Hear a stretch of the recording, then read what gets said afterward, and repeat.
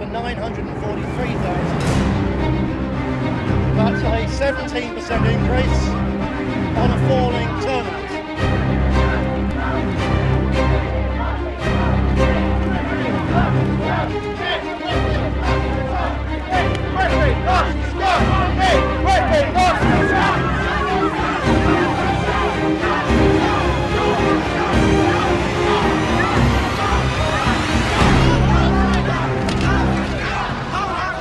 مع هبوب ريح الأزمة الاقتصادية في بريطانيا تنامت نزعة العدائية ضد الجاليات المهاجرة ومنها الجالية العربية، فأنتجت مناخاً سياسياً جديداً بات من العادي أن تتعالى فيه أصوات متطرفة تسعى لطرد العرب خصوصاً والأجانب عموماً.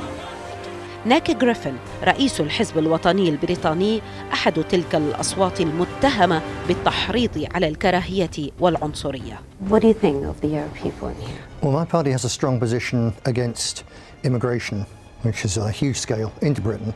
But when most British people, and certainly our voters, and we talk about immigration, we're talking about immigration from the Indian subcontinent, from the West Indies and from Africa. Obviously within London there's a very significant Arab population, but it's not something that bothers our people. There's, I think, no perception of a competition for, say, jobs and housing between the Arabs and the indigenous British. The Arabs are there as part of the street scenery, and that's about it. Mm-hmm. Now, you're accused, your party is accused of really hitting people in the streets, violating many rules, showing hatred to any immigrant, regardless of how important he is or she is to the place he's working in London or in the UK. Is that true? We're accused of it. Certainly isn't true. We're frequently attacked by far-left mobs which are organised by the British political elite and also by sections of the Zionist elite in Britain, and we defend ourselves if we're attacked. We never go out and attack anybody. There's no hostility from us to ordinary immigrants. We don't blame immigrants for coming to Britain in search of a better life. What we blame is our political elite for allowing so many people in that it's unfair on our people and on the settled immigrants who've been here for a long time and pay their taxes and are assimilated. So you don't count them from the bothering foreigners in London? Yeah, obviously we count the Arabs as immigrants, but they're not an immigrant group with whom there's a problem. They're not the only one. The Sikhs, for example, have been here since the 1960s. There's nearly 1 million Sikhs in Britain. They're now settled. Everyone gets on with them. They get on with us. They're not an issue. Really, the Arabs are pretty much in the same bracket. Because you know what, a lot of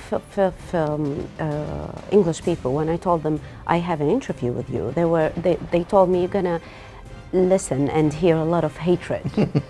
Is that so? Of course, it's not the case. A lot of people get their view of myself and my party from the British mass media, which is very, very anti-nationalist. As a matter of fact, it's also very often anti-Arab.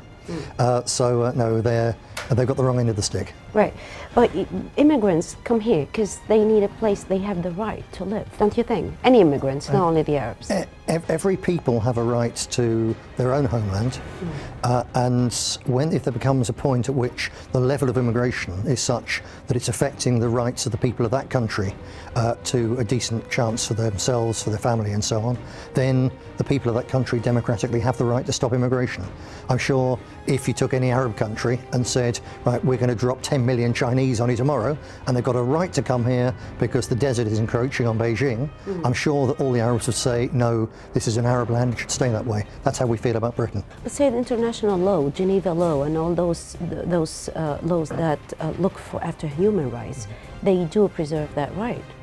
What the European Convention of Human Rights, which is the really important door for immigration into Britain from, say, refugees, says is that a country has a duty to take people if it's the first safe country those people can get to. And we simply do not believe that people who come from countries halfway around the world and pass through or over a dozen safe countries to get here have come here out of need. They've come here because our welfare system is extremely attractive for foreigners. It puts our people at the back of the queue, and it's wrong. And it is creating hostility to immigrants, which is especially unfair on the ones who've been here, say, 30 or 40 years, who are part of our system, who've paid their taxes into our system. Their kids go to the back of the queue as well, and they get the blame for it. It's very unfair. Right, but many of those countries were occupied by Britain. So they just feel like, you occupied us, it's time for you now to take us in.